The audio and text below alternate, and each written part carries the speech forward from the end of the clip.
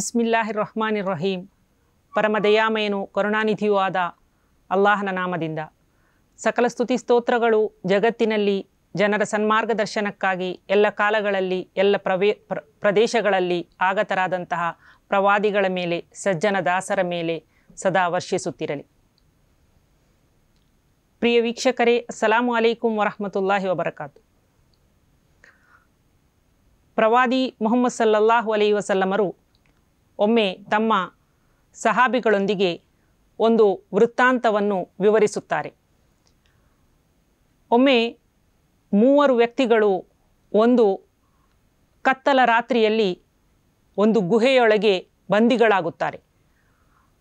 ಅವರು ರಾತ್ರಿಯ ವೇಳೆ ಆ ಗುಹೆಯ ಒಳಗಿದ್ದಾಗ ಪರ್ವತದ ಮೇಲಿನಿಂದ ಬಂಡೆ ಕಲ್ಲೊಂದು ಉರುಳಿ ಬಿದ್ದು ಆ ಗುಹೆಯ ಬಾಗಿಲನ್ನು ಮುಚ್ಚಿಬಿಡುತ್ತದೆ.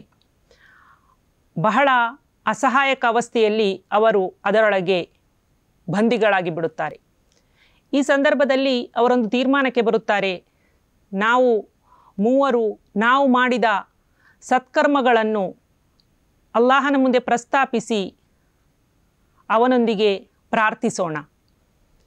ಹೀಗೆ ಪ್ರಥಮ ವ್ಯಕ್ತಿ ಅಲ್ಲಾಹನೊಂದಿಗೆ ಹೇಳುತ್ತಾನೆ, ಅಲ್ಲಾಹನೇ, ನನಗೆ ನನ್ನದು ಕುರಿ ಕಾಯುವ ಕೆಲಸ. ನಾನು ಪ್ರತಿದಿನದಂತೆ ಕುರಿ ಮೇಯಿಸಲಿಕ್ಕಾಗಿ ಹೊರಗೆ ಹೋಗಿದ್ದೆ. ಒಂದು ದಿನ ರಾತ್ರಿ ಮನೆಗೆ ಬರುವಾಗ ಬಹಳ ತಡವಾಗಿತ್ತು. ನನ್ನ ವೃದ್ಧರಾದಂತಹ ಹೆತ್ತವರು ನಿದ್ರಿಸಿಬಿಟ್ಟಿದ್ದರು. ನಾನು ಮೊದಲು ನನ್ನ ಹೆತ್ತವರಿಗೆ ಹಾಲು ಕುಡಿಸುವಂತಹ ಪರಿಪಾಠವನ್ನು ಬೆಳೆಸಿದ್ದೆ. ಆ ದಿನ ಅವರು ಮಲಗಿರುವುದರಿಂದ, ನಿದ್ರಿಸಿರುವುದರಿಂದಾಗಿ ನನಗೆ ಅವರಿಗೆ ಹಾಲನ್ನು ನೀಡಲಾಗಲಿಲ್ಲ. ನನ್ನ ಮಕ್ಕಳು ಆಗ ನನ್ನೊಂದಿಗೆ ಹಾಲನ್ನು ಬೇಡಿದರು. ಆದರೆ ನನಗೆ ಅವರಿಗೆ ಕೊಡಲು ಮನಸ್ಸಾಗಲಿಲ್ಲ. ಏಕೆಂದರೆ ವೃದ್ಧರಾದ ಹೆತ್ತವರಿಗೆ ಕೊಟ್ಟ ಬಳಿಕವೇ ನಾನು ಮನೆ ಮಂದಿಗೆ ಕೊಡುವುದು ಪರಿಪಾಠವಾಗಿತ್ತು. ಹೀಗೆ ಆ ರಾತ್ರಿ ನನಗೆ ಅವರನ್ನು ಎಬ್ಬಿಸಲು ಮನಸ್ಸಾಗಲಿಲ್ಲ. ಆ ರಾತ್ರಿ ಕಳೆದು ಬೆಳಗಿನವರೆಗೆ ಅವರು ಎಚ್ಚರವಾಗುವವರೆಗೆ ನಾನು ಆ ಹಾಲಿನ ಪಾತ್ರೆಯೊಂದಿಗೆ ಅವರ ಬಳಿಯೇ ನಿಂತಿದ್ದೆ. ಇದನ್ನು ಕೇವಲ ನಾನು ನಿನ್ನ ಸಂತೃಪ್ತಿಗಾಗಿ, ಸಂಪ್ರೀತಿಗಾಗಿ ಮಾಡಿದ್ದೇನೆ. ದೇವನೇ, ಇದು ನಿನಗಿಷ್ಟವಾಗಿದ್ದಲ್ಲಿ ನೀನು ಇದನ್ನು ಸ್ವೀಕರಿಸಿ ಈ ಅಪಾಯದಿಂದ ನಮ್ಮನ್ನು ಪಾರುಗೊಳಿಸು. ಆಗ ಬಂಡೆಯು ಸ್ವಲ್ಪ ಸರಿಯಿತು. ಆಕಾಶವು ಕಾಣಿಸುತ್ತಿತ್ತು. ಆದರೆ ಹೊರಗೆ ಬರಲು ಸಾಕಷ್ಟು ಸ್ಥಳ ಆಗಿರಲಿಲ್ಲ. ಎರಡನೆಯ ವ್ಯಕ್ತಿ ಹೇಳುತ್ತಾನೆ, ಅಲ್ಲಾಹನೇ, ನನ್ನ ಬಳಿ ಕೆಲಸಕ್ಕಾಗಿ ಅನೇಕ ವ್ಯಕ್ತಿಗಳು ನನ್ನ ಜೊತೆಗೆ ಇದ್ದರು. ಅವರು ದುಡಿದ ಸಂಬಳವನ್ನು ಪಡೆದುಕೊಂಡು ಹೋಗುತ್ತಾ ಇದ್ದರು. ಒಮ್ಮೆ ಓರ್ವ ಕಾರ್ಮಿಕನು ಯಾವುದೋ ಕಾರಣಕ್ಕಾಗಿ ನನ್ನಿಂದ ಸಂಬಳವನ್ನು ಪಡೆಯದೆ ಹೋದನು. ಬಹಳ ಸಮಯದ ಬಳಿಕ ಅವನು ಮರಳಿ ಬಂದು ತನ್ನ ಮಜೂರಿಯನ್ನು ನನ್ನೊಂದಿಗೆ ಕೇಳಿದನು. ನಾನು ಆಗ ಅಲ್ಲಿ ಇದ್ದಂತಹ ಅನೇಕ ಜಾನುವಾರುಗಳನ್ನು ತೋರಿಸಿ, ಆಡುಗಳನ್ನು, ದನಗಳನ್ನು ತೋರಿಸಿ, ಅದೇ ರೀತಿಯಲ್ಲಿ ಆಳುಗಳನ್ನು ತೋರಿಸಿ, ಇವೆಲ್ಲವೂ ನಿನಗೆ ಸೇರಿದ್ದು ಎಂದು ಹೇಳಿದೆ. ಆಗ ಆ ಕಾರ್ಮಿಕ ಹೇಳಿದ, ಅಲ್ಲಾಹನಾಣೆ, ನೀವು ನನ್ನನ್ನು ತಮಾಷೆ ಮಾಡುತ್ತಾ ಇದ್ದೀರಿ. ಆಗ ನಾನು ಹೇಳಿದೆ, ಇಲ್ಲ, ನಾನು ನಿಜವಾಗಿಯೂ ನಿನ್ನನ್ನು ತಮಾಷೆ ಮಾಡುತ್ತಾ ಇಲ್ಲ. ನಾನು ನಿನ್ನ ಮಜೂರಿಯನ್ನು, ನೀನು ಇಲ್ಲಿ ಉಳಿಸಿ ಹೋದಂತಹ ಮಜೂರಿಯನ್ನು ನಾನು ವ್ಯಾಪಾರದಲ್ಲಿ ತೊಡಗಿಸಿದ್ದೆ. ಅದರಿಂದ ಲಾಭ ಲಭಿಸಿತು. ಆ ಲಾಭದಿಂದ ಉಂಟಾದಂತಹ ಇವೆಲ್ಲವೂ, ಆದುದರಿಂದ ಇವೆಲ್ಲವೂ ನಿನಗೆ ಸೇರಿದ್ದು. ಈ ಕೆಲಸವನ್ನು ನಾನು ಅಲ್ಲಾಹನೇ ಕೇವಲ ನಿನ್ನ ಸಂತೃಪ್ತಿಗಾಗಿ, ಸಂಪ್ರೀತಿಗಾಗಿ ಮಾಡಿದ್ದೇನೆ. ಆದುದರಿಂದ ಇದನ್ನು ನಮ್ಮಿಂದ, ಈ ಸೇವೆಯನ್ನು ನನ್ನಿಂದ ಸ್ವೀಕರಿಸಿ ನಾವು ಈಗ ಸಿಲುಕಿರುವಂತಹ ಗಂಡಾಂತರದಿಂದ ನಮ್ಮನ್ನು ಪಾರುಗೊಳಿಸು. ಬಂಡೆಕಲ್ಲು ಪುನಃ ಸ್ವಲ್ಪ ಸರಿಯಿತು. ಆದರೆ ಅವರಿಗೆ ಹೊರಬರಲು ಬೇಕಾದಷ್ಟು ಸ್ಥಳ ಇನ್ನೂ ಉಂಟಾಗಿರಲಿಲ್ಲ. ಮೂರನೆಯ ವ್ಯಕ್ತಿ ಹೇಳಿದನು, ನನಗೊಬ್ಬ ಚಿಕ್ಕಪ್ಪನ ಮಗಳಿದ್ದಳು. ಬಹಳ ಸುಂದರಿಯಾಗಿದ್ದ ಅವಳನ್ನು ನಾನು ಬಯಸಿದ್ದೆ.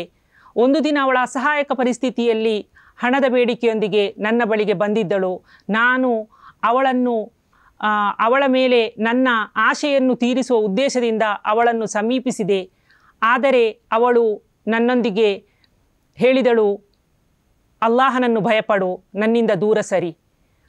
ಆಗ ಕೇವಲ ನಿನ್ನ ಸಂಪ್ರೀತಿಗಾಗಿ, ನಿನ್ನ ಭಯದಿಂದ ನಾನು ಆ ತಪ್ಪಿನಿಂದ ದೂರ ಉಳಿದೆ ಮತ್ತು ನಾನು ಆಕೆಗೆ ಅವಳಿಗೆ ಅಗತ್ಯವಾದ ಹಣವನ್ನು ನೀಡಿ ಸಹಾಯ ಮಾಡಿದೆ. ಅಲ್ಲಾಹನೇ, ನಿನ್ನ ಸಂಪ್ರೀತಿಗಾಗಿ ಮಾಡಿದಂತಹ ಈ ಕೆಲಸ ನೀನು ಇಷ್ಟಪಟ್ಟರೆ ಖಂಡಿತವಾಗಿಯೂ ನೀನು ನಮ್ಮನ್ನು ಈ ಗಂಡಾಂತರದಿಂದ ಪಾರುಗೊಳಿಸಿಬಿಡು ಎಂದು ಪ್ರಾರ್ಥಿಸುತ್ತಾನೆ. ಆಗ ಆ ಬಂಡೆಕಲ್ಲು ಸರಿಯುತ್ತದೆ ಮತ್ತು ಅವರಿಗೆ ಹೊರಬರಲು ಬೇಕಾದಷ್ಟು ಸ್ಥಳವು ಉಂಟಾಗಿಬಿಡುತ್ತದೆ. ಇದು ಪ್ರವಾದಿ ಮುಹಮ್ಮದ್ ಸಲ್ಲಲ್ಲಾಹು ಅಲೈಹಿ ವಸಲ್ಲಮರು ತಮ್ಮ ಅನುಯಾಯಿಗಳಿಗೆ ಹೇಳಿದಂತಹ ಘಟನೆ. ಈ ಘಟನೆಯಲ್ಲಿ ಒಂದು ಪಾಠವಿದೆ. ನಮ್ಮ ಪ್ರಾರ್ಥನೆಗಳು ಸ್ವೀಕೃತವಾಗಬೇಕಿದ್ದರೆ ನಮ್ಮ ಕೆಲಸವು ಅದು ದೇವನ ಸಂಪ್ರೀತಿಗಾಗಿ, ಅಲ್ಲಾಹನ ಸಂಪ್ರೀತಿಗಾಗಿ ಮಾಡಿರಬೇಕು. ಅಂತಹ ವ್ಯಕ್ತಿಯ ಪ್ರಾರ್ಥನೆಗಳು ಖಂಡಿತವಾಗಿಯೂ ದೇವನ ಬಳಿ ಸ್ವೀಕರಿಸಲ್ಪಡುತ್ತದೆ. ನಾವು ಮನುಷ್ಯರು ಸಹಜವಾಗಿ ಬಹಳ ಅಸಹಾಯಕ ಜೀವಿಗಳು. ಅನೇಕ ವಿಷಯಗಳಲ್ಲಿ ನಮಗೆ ಬೇಡಿಕೆಗಳಿರುತ್ತವೆ, ಬಯಕೆಗಳಿರುತ್ತವೆ. ಅವೆಲ್ಲವುಗಳನ್ನು ನಾವು ಮುಂದಿಡಬೇಕಾದುದು, ಅವೆಲ್ಲವುಗಳ ಬಗ್ಗೆ ನಾವು ಪ್ರಾರ್ಥಿಸಬೇಕಾದುದು ನಮ್ಮನ್ನು ಸೃಷ್ಟಿಸಿದ ಸೃಷ್ಟಿಕರ್ತನೊಂದಿಗೆ. ಅಲ್ಲಾಹನು ಪವಿತ್ರ ಕುರಾನ್ನಲ್ಲಿ ಹೇಳುತ್ತಾನೆ, ವೈದಾ ಸಾಲಕ ಇಬಾದಿ ಅನ್ನಿ ಫ ಇನ್ನಿ ಕರೀಬ್ ಉಜೀಬು ದಅವತದ್ದಾ ಇದಾ ದಆನ್ ಫಲ್ಯಸ್ತಜೀಬು ಲೀ ವಲ್ಯುಮಿನು ಬಿ ಲಅಲ್ಲಹುಂ ಯರ್ಶುದೂನ್. ಓ ಪಯಗಂಬರರೇ, ಹೇಳಿರಿ, ಅವರು ನನ್ನ ಬಗ್ಗೆ ಕೇಳಿದರೆ ನೀವು ಹೇಳಬೇಕು, ನಾನು ಅವರಿಗೆ ಬಹಳ ಸಮೀಪನಾಗಿದ್ದೇನೆ. ಅವರು ನನ್ನನ್ನು ಕರೆದರೆ ನಾನು ಅವರ ಪ್ರಾರ್ಥನೆಗೆ ಉತ್ತರಿಸುತ್ತೇನೆ ಎಂದು ಅವರೊಂದಿಗೆ ಹೇಳಿರಿ. ಆದುದರಿಂದ ಅವರು ನನ್ನ ಮೇಲೆ ಭರವಸೆಯನ್ನು ಇರಿಸಲಿ ಎಂದು ಅಲ್ಲಾಹನು ಪವಿತ್ರ ಕುರಾನ್ನಲ್ಲಿ ನಮಗೊಂದಿಗೆ ಹೇಳಿಕೊಡುತ್ತಾನೆ. ಆದುದರಿಂದ ಅಲ್ಲಾಹನು ನಮ್ಮ ಕರೆಯನ್ನು ಕೇಳುತ್ತಾನೆ ಮತ್ತು ಅವನು ನಮಗೆ ಉತ್ತರಿಸುತ್ತಾನೆ ಎಂಬಂತಹ ಸ್ಪಷ್ಟ ನಿರ್ದೇಶನ ಈ ಆಯತ್ನ ಮೂಲಕ ನಮಗೆ ಸಿಗುತ್ತದೆ, ಈ ವಚನದ ಮೂಲಕ ನಮಗೆ ಸಿಗುತ್ತದೆ. ಆದುದರಿಂದ ಪ್ರಾರ್ಥನೆಗೆ ಯಾವ ಮಧ್ಯವರ್ತಿಗಳ ಅಗತ್ಯವೂ ಇಲ್ಲ. ಯಾವ ವಿಷಯವನ್ನಾದರೂ ನೇರವಾಗಿ ಅಲ್ಲಾಹನೊಂದಿಗೆ ಕರೆದು ಪ್ರಾರ್ಥಿಸಬಹುದು. ಅವನೊಂದಿಗೆ ಮಾತ್ರ ಪ್ರಾರ್ಥಿಸಬೇಕು. ಆ ಪ್ರಾರ್ಥನೆಯು ಮಾತ್ರ ಸ್ವೀಕಾರಾರ್ಹವಾಗುತ್ತದೆ.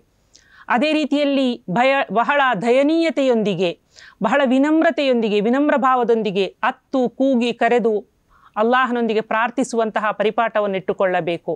ಅದು ಕೇವಲ ಬಾಯಿ ಮಾತಿನ ಪ್ರಾರ್ಥನೆಯಾಗಿರಬಾರದು, ಬದಲಾಗಿ ಅದು ಹೃದಯದಿಂದ ಬರುವಂತಹ ಪ್ರಾರ್ಥನೆಯಾಗಿರಬೇಕು, ಭಯಭಕ್ತಿಯಿಂದ ಕೂಡಿದಂತಹ ಪ್ರಾರ್ಥನೆಯಾಗಿರಬೇಕು. ಮತ್ತು ಪ್ರಾರ್ಥನೆಗಳು ಸ್ವೀಕರಿಸಲ್ಪಡುತ್ತದೆಯೋ ಇಲ್ಲವೋ ಎಂಬಂತಹ ಒಂದು ಅನಿಶ್ಚಿತತೆಯೊಂದಿಗೆ ನಾವು ಎಂದೂ ಪ್ರಾರ್ಥಿಸಬಾರದು. ಬದಲಾಗಿ ನನ್ನ ಪ್ರಾರ್ಥನೆಯು ಖಂಡಿತವಾಗಿಯೂ ಸ್ವೀಕರಿಸಲ್ಪಡುತ್ತದೆ ಎಂಬ ದೃಢಚಿತ್ತತೆಯೊಂದಿಗೆ ನಾವು ಪ್ರಾರ್ಥಿಸಬೇಕು. ಅಸಡ್ಡೆಯೊಂದಿಗೆ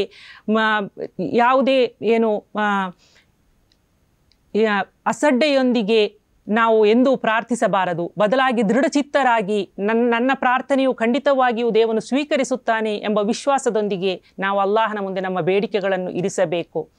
ಅಲ್ಲಾಹನು ನಮ್ಮನ್ನು ಬಲ್ಲವನಾಗಿದ್ದಾನೆ, ನಮ್ಮ ಬೇಡಿಕೆಗಳನ್ನು ಅರಿಯುವವನಾಗಿದ್ದಾನೆ. ಆದುದರಿಂದ ಎಷ್ಟೇ ಸಣ್ಣ ವಸ್ತುವಾಗಿದ್ದರೂ ಕೂಡ ಅದನ್ನು ನೀವು ಅಲ್ಲಾಹನೊಂದಿಗೆ ಪ್ರಾರ್ಥಿಸಿರಿ ಎಂಬಂತಹ ಶಿಕ್ಷಣವನ್ನು ಪ್ರವಾದಿ ಮುಹಮ್ಮದ್ ಸಲ್ಲಲ್ಲಾಹು ಅಲೈಹಿ ವಸಲ್ಲಮರು ನಮಗೆ ನೀಡಿರುತ್ತಾರೆ. ಅದೇ ರೀತಿಯಲ್ಲಿ ಪ್ರವಾದಿ ಮುಹಮ್ಮದ್ ನಮಗೆ ನೀಡಿರುವಂತಹ ಶಿಕ್ಷಣವೇನೆಂದರೆ, ನಾವು ಅಲ್ಲಾಹನನ್ನು ಪ್ರಾರ್ಥಿಸುವಾಗ ಯಾ ಅಲ್ಲಾಹುಮ್ಮ ಎಂದು ಕರೆದು ಆರಂಭಿಸಿ ಪ್ರಾರ್ಥಿಸಬೇಕು. ಸ್ತೋತ್ರಗಳೊಂದಿಗೆ ಅಲ್ಲಾಹನ ನಾಮವನ್ನು ಸ್ತುತಿಸಬೇಕು, ಅವನನ್ನು ಪ್ರಶಂಸಿಸಬೇಕು. ಬಳಿಕ ನಮ್ಮ ಬೇಡಿಕೆಗಳೇನಿವೆಯೋ ಅವೆಲ್ಲವುಗಳನ್ನು ವಿನಮ್ರವಾಗಿ ಅವನ ಮುಂದೆ ಸಲ್ಲಿಸಬೇಕು. ನಮ್ಮ ಪ್ರಾರ್ಥನೆಗಳು ಖಂಡಿತವಾಗಿಯೂ ಸ್ವೀಕರಿಸಲ್ಪಡುತ್ತದೆ. ಕೆಲವೊಮ್ಮೆ ನಮಗೆ ನಮ್ಮ ಪ್ರಾರ್ಥನೆಗಳು ಕೂಡಲೇ ಸ್ವೀಕರಿಸಿದಂತಹ ಅನುಭವ ಉಂಟಾಗುತ್ತದೆ. ಕೆಲವೊಮ್ಮೆ ನಮ್ಮ ಪ್ರಾರ್ಥನೆಗಳು ಸ್ವೀಕರಿಸಲ್ಪಡುವುದಿಲ್ಲ. ಆಗ ನಾವು ನಿರಾಶರಾಗುತ್ತೇವೆ. ಆದರೆ ನಾವು ನಿರಾಶರಾಗಬಾರದು. ಆ ಪ್ರಾರ್ಥನೆಗಳ ಬದಲಾಗಿ ಅಲ್ಲಾಹನು ನಮ್ಮಿಂದ ಯಾವುದಾದರೂ ಒಂದು ಗಂಡಾಂತರವನ್ನು, ಅವಘಡವನ್ನು ನಮ್ಮಿಂದ ನೀಗಿಸಲೂಬಹುದು. ಒಂದು ಉದಾಹರಣೆಗೆ, ನಾವು ಬಹಳ ಆರ್ಥಿಕವಾಗಿ ಸಂಕಷ್ಟದಲ್ಲಿದ್ದೇವೆ ಎಂದಾದಾಗ ನಾವು ಜೀವನಾಧಾರಕ್ಕಾಗಿ, ಹಣಕ್ಕಾಗಿ ಪ್ರಾರ್ಥಿಸುತ್ತೇವೆ. ಆದರೆ ಅಲ್ಲಾಹನು ಆ ಸಂದರ್ಭದಲ್ಲಿ ಹಣವನ್ನು ನೀಡುವುದಿಲ್ಲ. ಅದಕ್ಕೆ ಬದಲಾಗಿ ಒಂದು ಅವಘಡದಿಂದ, ಒಂದು ಮಾರಕ ಕಾಯಿಲೆಯಿಂದ ನಮ್ಮನ್ನು ರಕ್ಷಿಸಿರಬಹುದು. ಅದು ನಮ್ಮ ಅರಿವಿಗೆ ಬಾರದಿರಬಹುದು. ಆರೋಗ್ಯಕ್ಕಿಂತ ಮಿಗಿಲಾದ ಸಂಪತ್ತು ಬೇರಿಲ್ಲ ಎಂಬುದನ್ನು ನಾವೆಲ್ಲರೂ ಅರಿತೇ ಇದ್ದೇವೆ. ಅದೇ ರೀತಿಯಲ್ಲಿ ಕೆಲವೊಮ್ಮೆ ನಮ್ಮ ಪ್ರಾರ್ಥನೆಗಳು ಈ ಲೋಕದ ಮೇಲೆ ಸ್ವೀಕೃತವಾಗುವುದೇ ಇಲ್ಲ, ಆದರೆ ಅದನ್ನು ಅಲ್ಲಾಹನು ಪರಲೋಕಕ್ಕಾಗಿ ಮೀಸಲಿಟ್ಟಿರುತ್ತಾನೆ. ಪ್ರತಿಫಲ ಸಿಗಲಿರುವಂತಹ ದಿನದಂದು ನಾವು ಮಾಡದಂತಹ ಕೆಲಸಗಳಿಗೆ ಪ್ರತಿಫಲವು ಸೇರಿಸಲ್ಪಟ್ಟಿರುವುದನ್ನು ಕಂಡು ಆ ದಾಸನು ಆಶ್ಚರ್ಯಚಕಿತನಾಗುತ್ತಾನೆ ಎಂಬುದಾಗಿ ಪ್ರವಾದಿ ಮುಹಮ್ಮದ್ ಸಲ್ಲಲ್ಲಾಹು ಅಲೈಹಿ ವಸಲ್ಲಂ ಹೇಳಿದರು. ಈ ಪ್ರತಿಫಲ ಎಲ್ಲಿಂದ ನನಗೆ ಲಭ್ಯವಾಯಿತು ಎಂದಾಗ ಅಲ್ಲಾಹನು ಉತ್ತರಿಸುತ್ತಾನೆ, ಇದು ನೀನು ಭೂಲೋಕದಲ್ಲಿ ಮಾಡಿದಂತಹ ಪ್ರಾರ್ಥನೆಗೆ ಸಿಕ್ಕಿದಂತಹ ಪ್ರತಿಫಲ. ಆ ಪ್ರಾರ್ಥನೆಯ ಪರಿಣಾಮ ಭೂಲೋಕದಲ್ಲಿ ಗೋಚರಿಸಿರಲಿಲ್ಲ, ಅದರ ಪ್ರತಿಫಲವನ್ನು ಇಲ್ಲಿ ನಿನಗೆ ನೀಡಲಾಗುತ್ತಾ ಇದೆ ಎಂದು. ಆ ಸಂದರ್ಭದಲ್ಲಿ ದಾಸನು ನನ್ನ ಒಂದು ಪ್ರಾರ್ಥನೆಯು ಭೂಲೋಕದಲ್ಲಿ ಸ್ವೀಕೃತವಾಗದಿರುತ್ತಿದ್ದರೆ ಚೆನ್ನಾಗಿರುತ್ತಿತ್ತು ಎಂದು ಭಾವಿಸುವನು ಎಂಬುದಾಗಿಯೂ ಪ್ರವಾದಿ ಮುಹಮ್ಮದ್ ಸಲ್ಲಲ್ಲಾಹು ಅಲೈಹಿ ವಸಲ್ಲಂ ಹೇಳಿರುತ್ತಾರೆ. ಆದುದರಿಂದ ನಾವು ನಿರಾಶರಾಗಬಾರದು.